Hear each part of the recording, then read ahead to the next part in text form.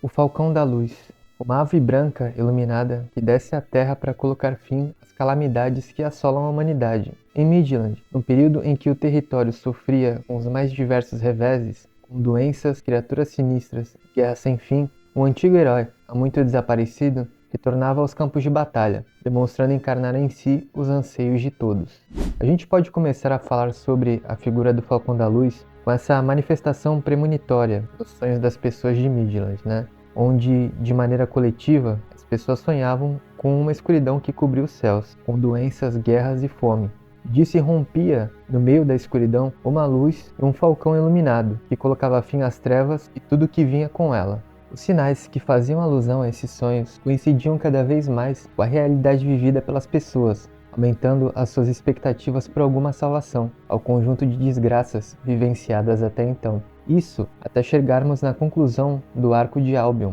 com um grande evento ocorrido na Torre da Convicção, que resultou no renascimento de Griffith, que tal como uma fênix, que morre e renasce, havia voltado à vida.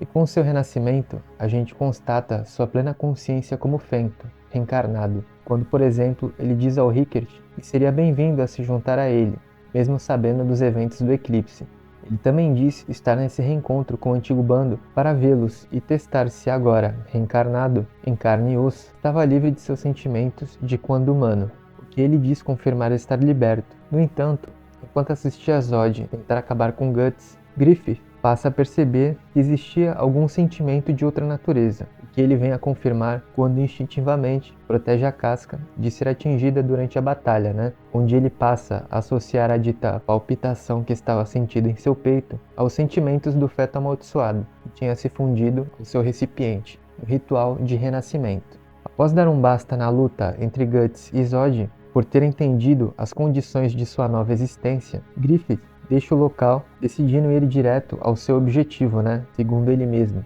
e dá as caras no campo de batalha, em pleno cerco do exército Kushan na parte ocidental do território de Midland. Os inimigos perceberam que alguém havia se aproximado, mas em um único movimento, o antigo líder do bando do Falcão tinha acabado com um dos comandantes, pegando todos de guarda baixa. Então, os Kushans lançam uma saraivada de flechas para abatê-lo, mas quando se deram conta, nenhuma das flechas havia atingido Griffith, como que ele não pudesse ser atingido por elas, sendo intocável. Então, o exército dos Kushan começou a sofrer diversas baixas, conforme alguns cavaleiros misteriosos surgiam dizendo terem sido guiados por um oráculo e reconhecerem Griffith como a figura dos sonhos, Falcão da Luz, jurando suas espadas a ele. Não só esses guerreiros misteriosos, que na verdade eram os apóstolos, começavam a se reunir em torno de Griffith, como também alguns cidadãos o reconhecem como o antigo herói de Midland, o Falcão Branco.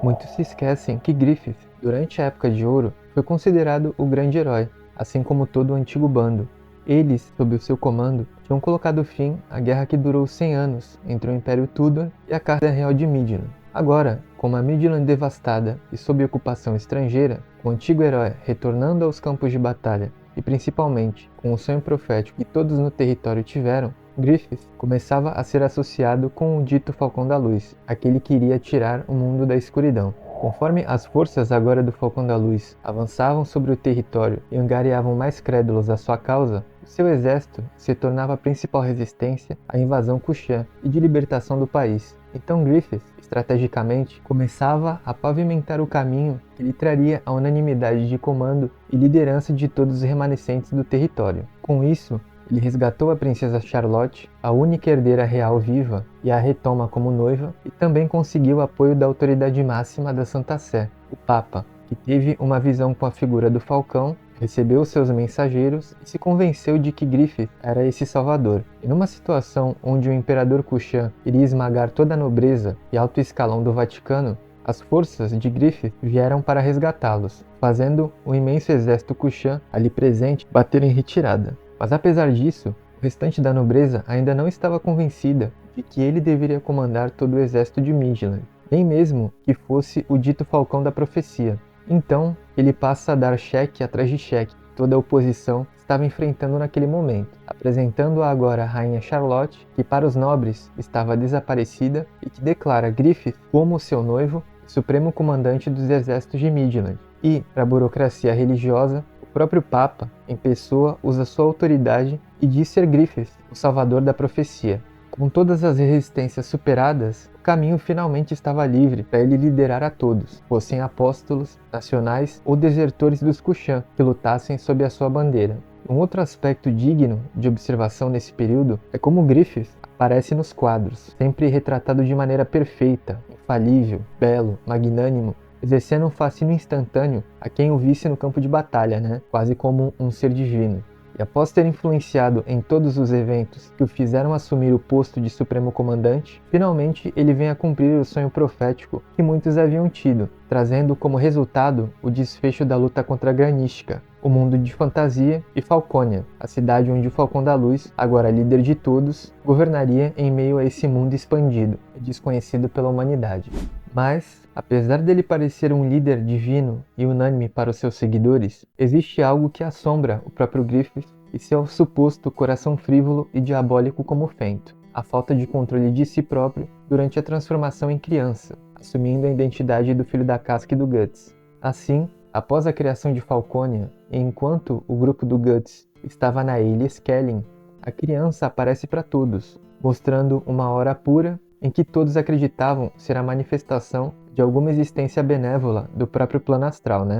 Só que durante o amanhecer e na frente do Guts e da Casca, o garoto se transforma no próprio Griffith, revelando a todos a sua verdadeira identidade. Nesse processo de metamorfose, Griffith diz ter sonhos onde ele se torna uma criança, e ao acordar tudo que permanecia era uma leve sensação de solidão com uma lágrima nos olhos, demonstrando que, logo após ele voltar a si, essas emoções também desapareciam. Essa revelação faz o Guts entrar em fúria, mas ser incapaz de atingir Griffith com a sua Dragon Slayer, que rapta a Casca, levando-a para Falconia, tornando-a sua prisioneira sob vigia dos seus apóstolos. Isso, provavelmente, a expectativa de que, ao se tornar o garoto da lua cheia uma próxima vez, isso ocorra e permaneça dentro do seu próprio domínio, já que a mãe se encontra em Falconia, diferentemente do risco de sair perambulando por aí ou pela árvore do mundo, atrás do grupo do Guts, agora que eles sabem da sua real identidade. Para finalizar o vídeo, eu gostaria de tocar em alguns pontos. Em primeiro lugar, quis focar exclusivamente no período do renascimento do Griffith, da sua trajetória em diante, porque a história dele, durante a Era de Ouro até o Eclipse, já foi amplamente abordada por diversos canais, de maneira que não achei necessário tratar da sua história pregressa, mas sim do desenlace da trama após o seu renascimento.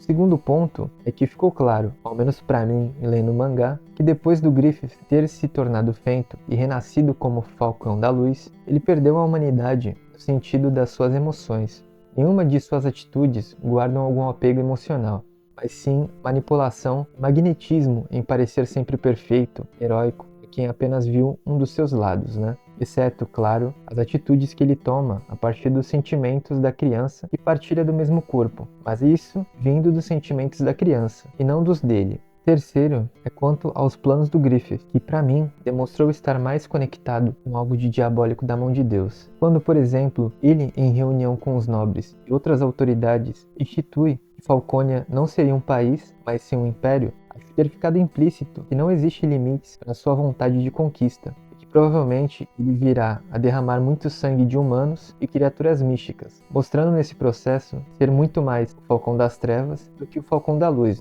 Terminando com um quadro que ele está reunido com alguns dos seus apóstolos, contemplando a árvore do mundo, e diz para irem para sua próxima batalha, para o leste.